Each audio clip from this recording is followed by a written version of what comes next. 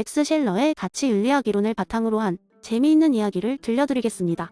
이 이야기는 프란츠라는 이름이 독일 철학자를 주인공으로 합니다.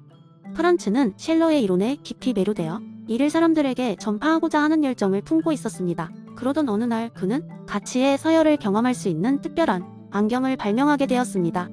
이 가치 안경을 착용하면 사람들은 사물과 상황에 내재된 가치를 색으로 식별할 수 있었고, 각 색은 쾌락, 생명, 정신적 가치, 신성과 같은 가치 범주를 나타냈습니다. 예를 들어 자극적 쾌락은 빨간색으로, 생명 유지와 관련된 것은 녹색, 정신적 가치는 파란색, 신성은 금색으로 보여지는 시기였습니다. 안경을 만든 날 밤, 프란츠는 자신의 서재에서 이 새로운 발명품을 시험해 보았습니다. 그는 안경을 쓰고 주변을 둘러보았고, 놀랍게도 모든 것이 서로 다른 색으로 빛나고 있었습니다. 책상 위의 커피는 선명한 빨간색, 신문은 대체로 녹색, 책장 안의 고전 문학 작품들은 깊은 파란색으로 빛났습니다. 그리고 벽에 걸린 가족 사진은 금빛을 띠고 있었습니다. 프란츠는 기뻐하며 안경을 쓰고 거리로 나섰습니다. 거리에서 그는 사람들이 가치들을 무심코 바라보고 있는 것을 발견했습니다. 한 청년은 스마트폰을 들여다보며 빨간빛에 휩싸여 있었고, 근처 공원에서는 사람들이 녹색의 자연을 만끽하고 있었습니다. 그가 가장 흥미롭게 본 장면은 한 노부부가 손을 잡고 은은한 금빛 오라를 풍기며 산책하는 모습이었습니다. 이들은 높은 가치를 공유하는 듯 서로에게 깊은 존경과 사랑을 품고 있는 것처럼 보였습니다. 그는 이에 용기를 얻어 여러 사람에게 안경을 느껴보면 좋겠다고 제안했습니다. 그러나 예상치 못한 일이 벌어졌습니다.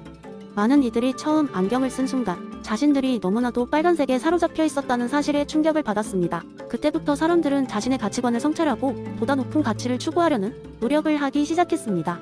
공원에서의 독서는 더 깊어졌고, 가족과의 시간은 더욱 귀중하게 여겨졌습니다. 프란츠는 이 변화들을 보며 크게 감동했고, 셸러의 가치윤리학이 제대로 이해되고 있다는 사실에 뿌듯함을 느꼈습니다. 그는 사람들에게 가치 안경을 나누어주며 셸러의 가르침을 전파하는 데 일생을 바쳤고, 사람들의 삶은 점점 더 깃보임이 있는 방향으로 나아갔습니다. 이 이야기 속 프란츠처럼 우리도 때때로 우리의 삶에서 무엇이 진정으로 중요한지를 다시금 생각하고 셸러가 말한 높은 가치를 향해 조금씩 나아가는 노력을 해야 할지도 모릅니다. 어쩌면 우리의 눈에는 보이지 않지만 각자의 마음속의 가치 안경을 가지고 있는지 모릅니다.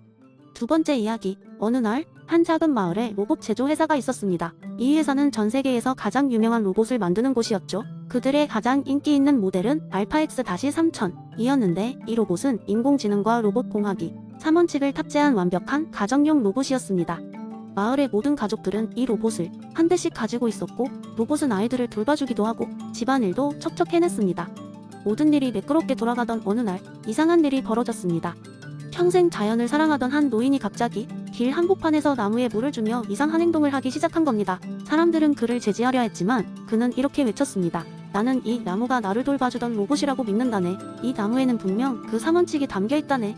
사람들은 웃으며 노인을 지나쳤지만 그날 밤 한 청년이 호기심에 이끌려 노인의 이야기를 자세히 들어보기로 했습니다. 노인은 젊은 시절 과학자였고 아시모프의 열렬한 팬이었습니다. 그는 아시모프의 3원칙을 너무나 사랑한 나머지 이 원칙을 인간과 자연의 관계에도 적용하려는 실험을 했다고 설명했습니다. 이 나무는 과거 내가 개발한 실험적 로봇의 자네와 혼합된 존재일지도 모른다네.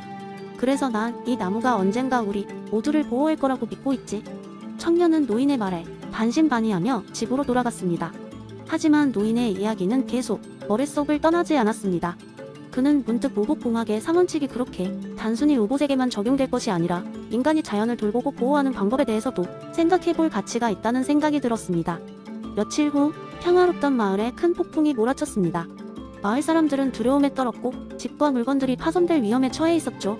그런데 기적처럼 노인의 나무가 중심이 되어 폭풍을 막아주는 방패 역할을 했습니다. 나무는 강한 뿌리로 땅을 움켜쥐고 마을을 보호하듯 그 자리를 지켰습니다. 마을 사람들은 깜짝 놀랐고 그제서야 노인의 말을 떠올렸습니다. 아마도 나무 속에 정말로 특별한 무언가가 있었던 것인지, 아니면 나무 자체가 자연의 3원칙이라도 실현한 것인지 정확히 알 수는 없었지만, 그 사건 이후 마을의 모든 사람들은 자연을 더욱 소중히 여기게 되었습니다. 노인은 조용히 미소 지으며 말했습니다. 로봇의 3원칙이 우리에게 무언가를 일깨워 주었다네. 인간과 자연, 그리고 기술이 조화롭게 상생할 수 있는 가능성을 말이지. 그날 이후로 마을은 자연의 3원칙을 지키자는 캠페인을 시작했습니다. 첫째, 자연을 해치지 않는다. 둘째, 자연의 소리를 경청한다. 셋째, 자연을 서로의 보호막으로 삼는다. 그리고 청년은 이 이야기를 전 세계에 전파했고, 많은 사람이 로봇의 3원칙을 다양한 방식으로 해석하고 적용하게 되었습니다. 자연 속에서도, 그리고 우리 일상 속에서도 더 나은 미래를 위해 지금이 우리는 어떤 원칙을 세워가야 할지 생각할 계기가 되었으니까요. 세 번째 이야기. 옛날 옛적 중국의 작은 마을에 생활하던 한 젊은 남자가 있었습니다. 그의 이름은 리였고 그는 마을 내에서 남다른 예지와 뛰어난 지혜로 인기를 얻고 있었습니다. 그러나 리는 깊은 고민에 빠져 있었습니다.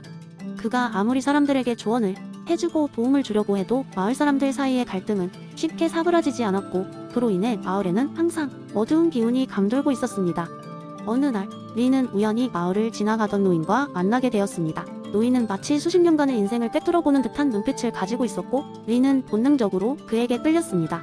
서로 인사를 나누고 소소한 대화를 나누던 중 리는 자신의 고민을 터놓았습니다. 저는 사람들에게 많은 이야기를 합니다. 그들이 더 행복하고 조화로운 삶을 살기를 바란다고요. 하지만 아무리 노력해도 결과가 보이지 않습니다. 사람들이 왜 이렇게 서로에게 배려가 없는 걸까요? 이때 노인은 가만히 이를 바라보다가 공자의 인의 철학을 설명하기 시작했습니다. 리야, 이는 모든 인간이 따라야 하는 가치이며 그것은 인간다움 즉 차별 없는 사랑에서 출발하지. 사람들과의 관계에서 중요한 것은 그들을 이해하고 배려하는 마음가짐이란다. 그 말이 리의 마음에 깊이 와닿았습니다. 그는 문득 자신이 사람들에게 단순히 더 나은 방법을 제시하려고만 했지 그들의 마음을 진정으로 이해하려고 노력하지 않았음을 깨달았습니다. 노인은 말을 이었습니다. 사람들을 바꾸려 하지 말고 먼저 내 자신을 통해 그들이 변할 수 있도록 유도해보거라. 내가 그들에게 배려와 사랑을 베풀면 그들도 자연스럽게 너를 따라할 것이다. 리에게 있어서 그것은 깨달음의 순간이었습니다. 그는 노인의 말을 마음속 깊이 새기고 마을로 돌아가기로 결심했습니다. 그날 이후 리는 말이나 행동으로 사람들을 가르치려 하기보다는 언제 어디서든 먼저 사람들을 이해하고 진심으로 그들을 도우려는 태도를 가졌습니다. 그는 마을 사람들의 문제를 자신의 문제처럼 여기고 그들의 관점에서 문제를 바라보고 해결하기 시작했습니다. 시간이 지나면서 점차 마을의 분위기는 변하기 시작했습니다. 사람들은 자신들이 받은 배려와 사랑을 다른 이들에게도 전하기 시작했고 점차 마을 전체에는 조화로운 기운이 감돌게 되었습니다. 갈등은 줄어들고 사람들은 서로를 이해하며 도와주기를 망설이지 않았습니다. 몇 년 후 리는 마을에 존경받는 현자로 거듭났습니다. 사람들은 그를 통해 인애의 진정한 의미를 배우고 그것을 자신의 삶에 적용해 나갔습니다. 공자의 인애 철학은 이렇게 한 마을을 변화시켰고 그 영향은 세대를 거듭하며 더욱 널리 퍼져나갔습니다.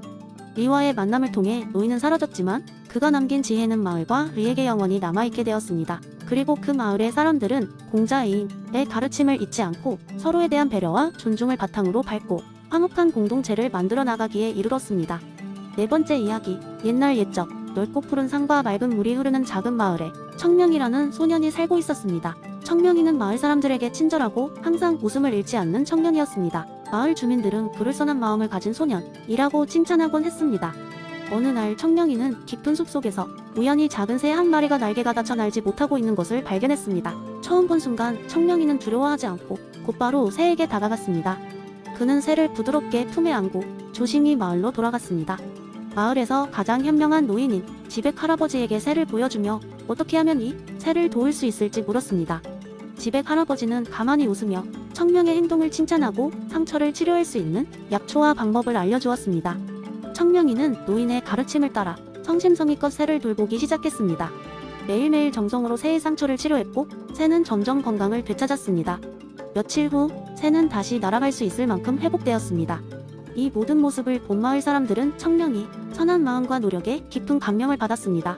이 소식은 마을에 빠르게 퍼졌고 청명이는 자연스럽게 마을의 작은 영웅이 되었습니다. 마을 사람들은 칭찬을 아끼지 않았고 그의 행위를 맹자의 성선설 이론에 빗대어 자신의 자녀들에게 인간 본연의 선함을 배워야 한다고 가르쳤습니다. 부모들은 자녀들에게 청명이가 보여준 것처럼 어떤 상황에서도 선한 마음을 잃지 않는 것이 얼마나 중요한지를 귀에 못이 박히도록 말했습니다. 청명이는 본래의 모습 그대로 계속해서 다른 사람들을 돕고 그들의 행복과 기쁨을 위해 노력했습니다. 그는 그의 선행이 계속해서 더 큰 파장을 일으켜 마을 전체가 더욱 따뜻하고 화합된 공동체가 되는데 일조하길 바랐습니다. 모든 사람들의 보는 앞에서 그는 맹자의 가르침을 몸소 실천하고 있었습니다. 몇 년이 흐르면서 청명이 자란 마을은 더욱 화합하게 되었고 많은 사람들이 그의 행동에서 영감을 받아 서로를 더욱 이해하고 더불어 사는 법을 배우게 되었습니다. 결국 그 마을은 맹자가 말한 인간 본연의 선함이 실제로 구현된 세상 위작은 축소판이 되었습니다. 청명의 이야기는 오랜 세월이 지난 지금까지도 전해지며 사람들에게 인간의 본성이 선하다는 것을 결코 잊지 말라는 메시지를 전하고 있습니다. 이는 맹자의 성선설이 지향하는 바를 아름답게 현실로 보여준 한 예가 되어 우리 모두가 가진 내면의 선한 본성 과잠재력을 일깨워주는 이야기로 남게 되었습니다.